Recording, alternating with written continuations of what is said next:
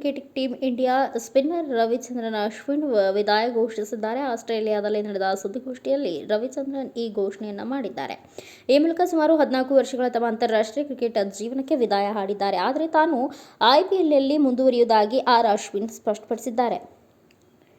ಅಶ್ವಿನ್ ಈವರೆಗೂ ಸುಮಾರು 106 ಟೆಸ್ಟ್ ಪಂದ್ಯಗಳನ್ನು ಆಡಿದ್ದು ಒಟ್ಟು 200 ಇನ್ನಿಂಗ್ಸ್ಗಳಲ್ಲಿ ಬೌಲಿಂಗ್ ಮಾಡಿದ್ದಾರೆ. ತನ್ನ ಕ್ರಿಕೆಟ್ ಜೀವನದಲ್ಲಿ ಒಟ್ಟು 27,746 ಬಾರಿ ದಾಂಡಿಗರೆಡೆ ಚೆಂಡು ಎಸೆದಿರುವ ಅಶ್ವಿನ್ ಒಟ್ಟು 537 ವಿಕೆಟ್ ಕಬಳಿಸಿದ್ದಾರೆ.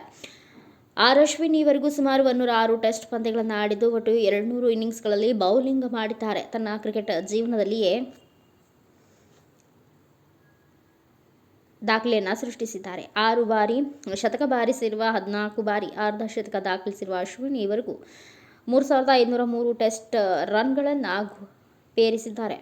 3,000ಕ್ಕೂ ಅಧಿಕ ರನ್ಗಳನ್ನು ಪಡೆದಿರುವ ಮತ್ತು 300ಕ್ಕೂ ಹೆಚ್ಚು ವಿಕೆಟ್ ಕಬಳಿಸಿರುವ 11 ಆಲ್ರೌಂಡರ್ಗಳಲ್ಲಿ ಇವರು ಒಬ್ಬರಾಗಿದ್ದಾರೆ.